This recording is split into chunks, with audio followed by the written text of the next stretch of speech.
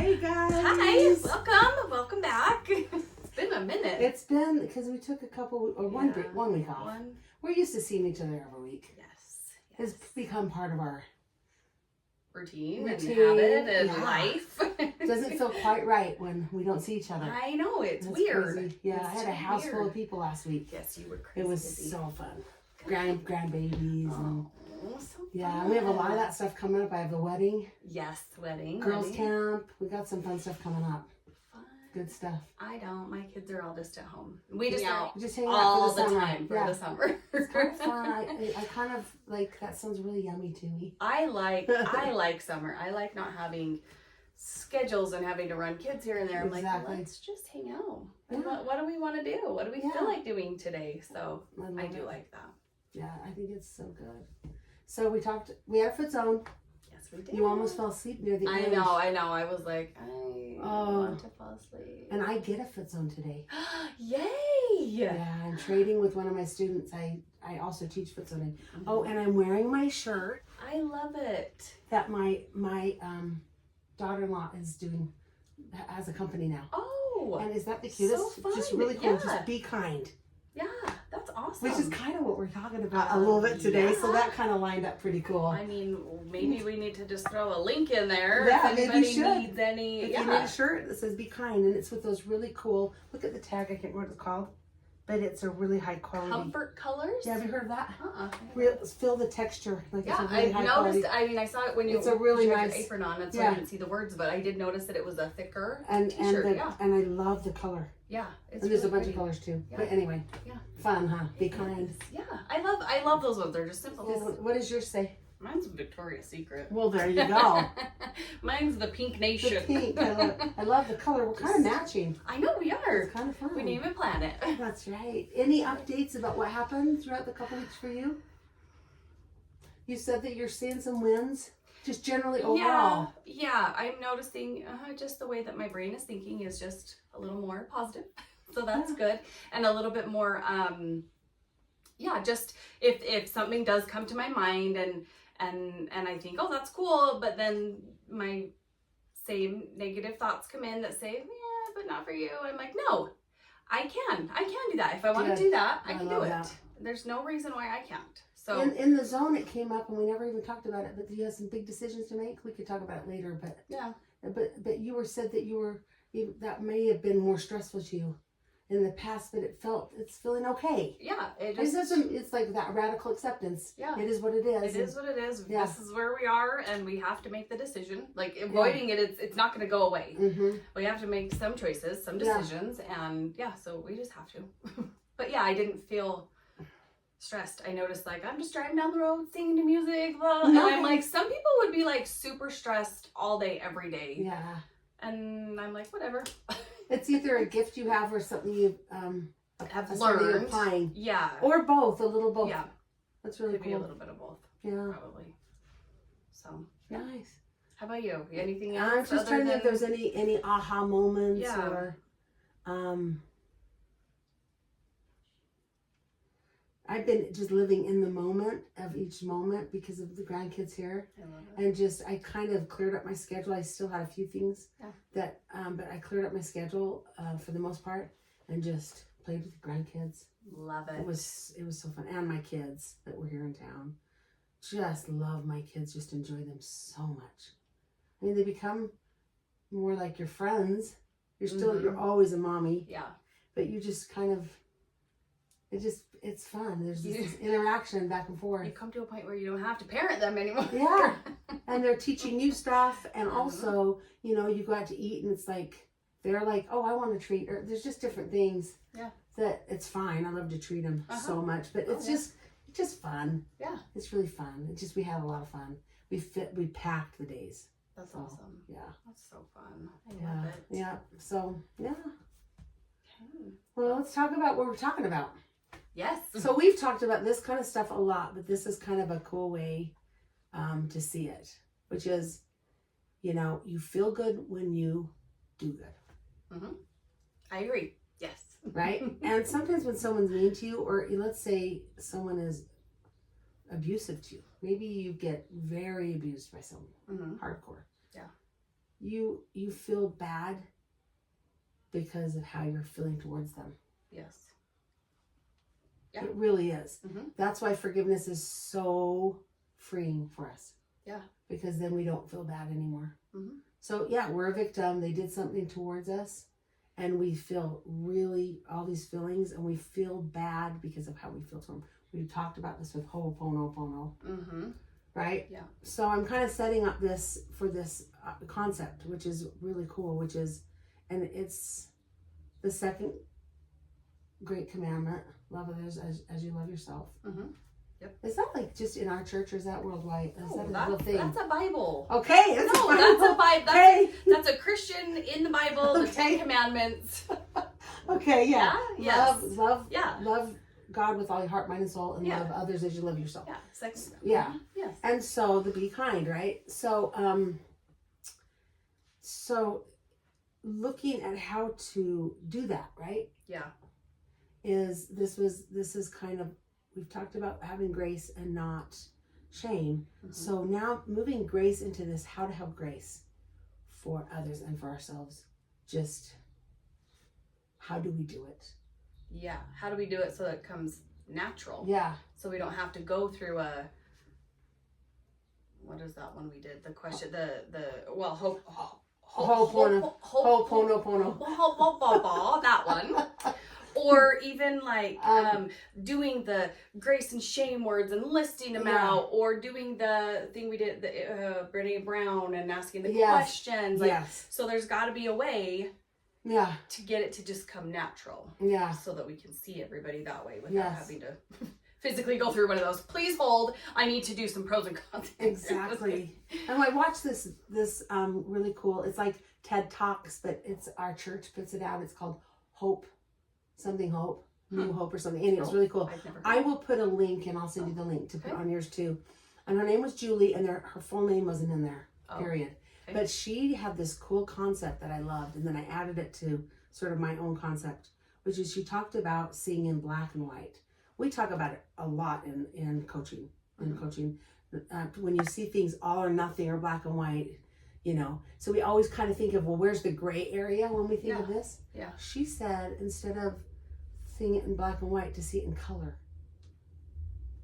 And then she went on to explain color being, see the high definition in things. Because when you watch a black and white film, it's enjoyable, you love it, it's, you know, but when you see it in color, you see it's just magnificent. Yeah. So she said, start seeing people and others and in ourselves in color. So the way she explained a few stories, but I have a story I want to share with you. When I was 19 or 20, I was reading. I've always loved self-help books. I was reading Stephen R. Covey. Do you ever read his stuff? Yeah. So, and I don't even remember which book this came out of or what, but it was one that's, you know, some of those things stick with you.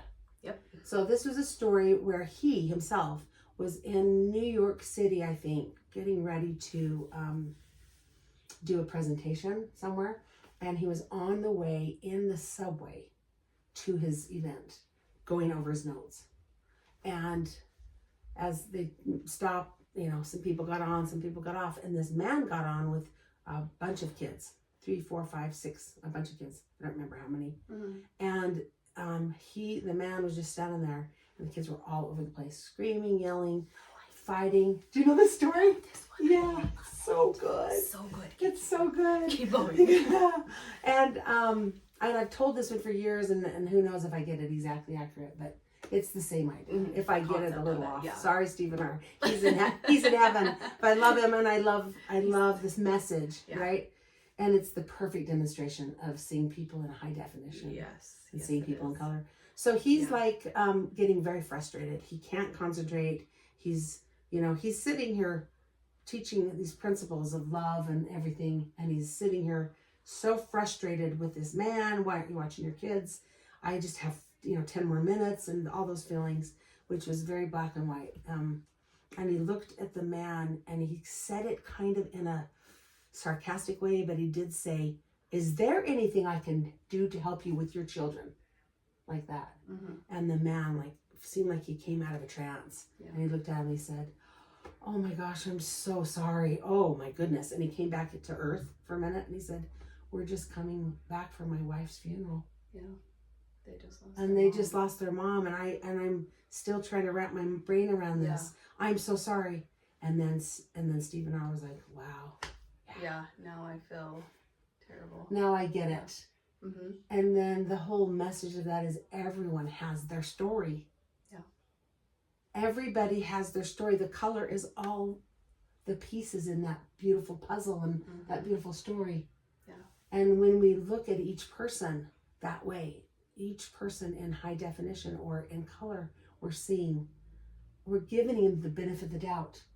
That man is, instead of feeling so frustrated with him, feeling like, oh, there must be something going on. Yeah. That's amazing, isn't it? Mm-hmm. Yep. I love it so much. And one thing I do with my clients when they're having a hard time forgiving, which you don't seem to have a trouble with that. I haven't seen that as a thing for you at all. Mm-hmm. And that's why we haven't done a lot of this work. No. But I will find them being so upset with whoever, their mom or a sibling or whatever. And it can be like, it can be from a really, really hardcore type of abuse or just, frustrated with how they were raised or whatever. Mm-hmm. It can be anywhere in there. But when they're in that place, they're doing black and white thinking, and they are defining the person they're mad at by their bad qualities. So they're listening to me. They're like, oh, my mother-in-law, she never, and she always, and I can't even stand to be with her anymore, and she blah, blah. It's that black and white, all or nothing thinking. And she's defining this mother-in-law or whoever as a monster, really. Yeah. Just like Stephen R., when he was looking at the man, he was seeing this person as not a human, kind of. Yeah. You know what I mean? Kind of dehumanizing him. So this is a way to do this, the thing when I said, okay, here's a way to do it. Okay. Which is, instead of defining people by the qualities you don't love about them, because we might even be wrong about those, that we've judged them. But maybe we're right. Maybe they do gossip, or maybe they do whatever the thing is. Instead, just find one thing. That's all you need to find. You can find more, but start with one quality that is beautiful about that person. This is life-changing.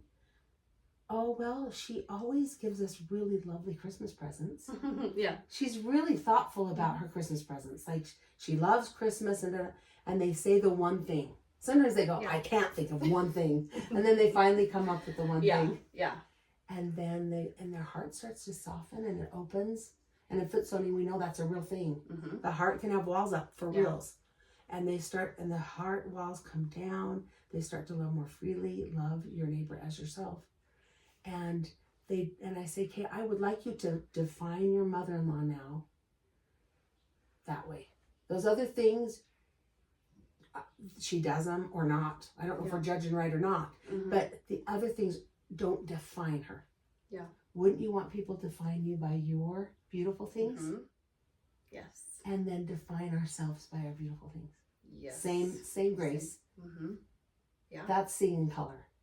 That's awesome. That's seeing in color. Define each other in high definition by our beautiful things.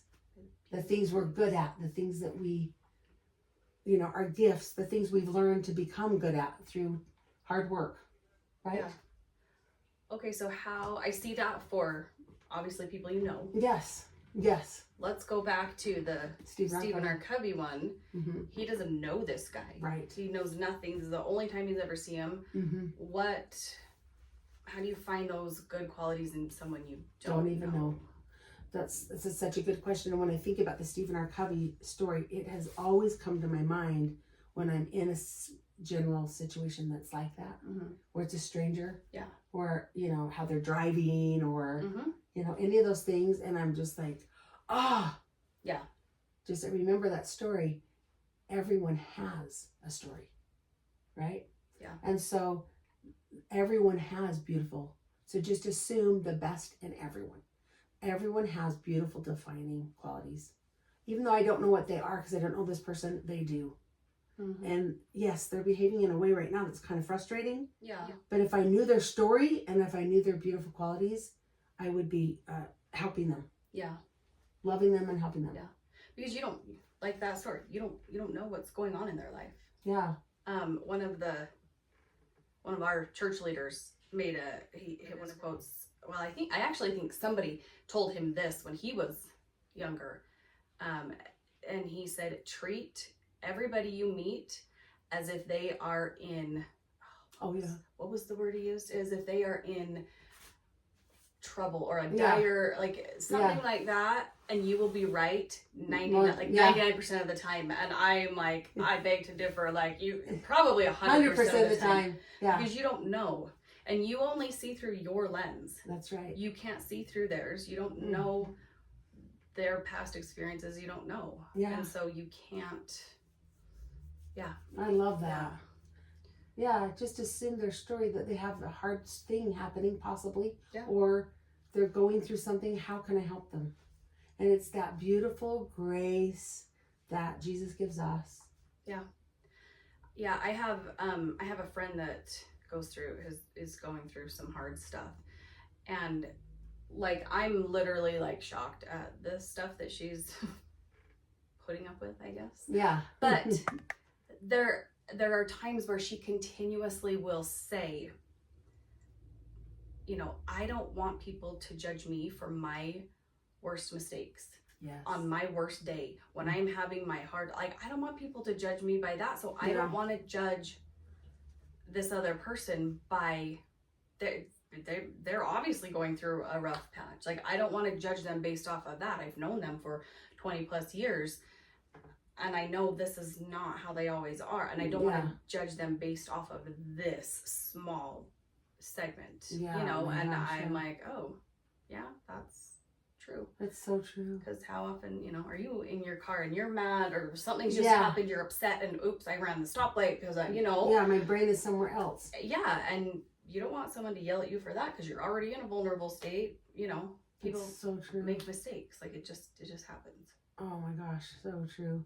And when you do show forth that love, like Stephen R. Covey, even though he kind of did it in a sarcastic way, he said, "Is there anything I can do to help you with your children right now?" Yeah. And the man, like when he asked if he could help him, the man's like, "Oh my goodness, I'm so sorry."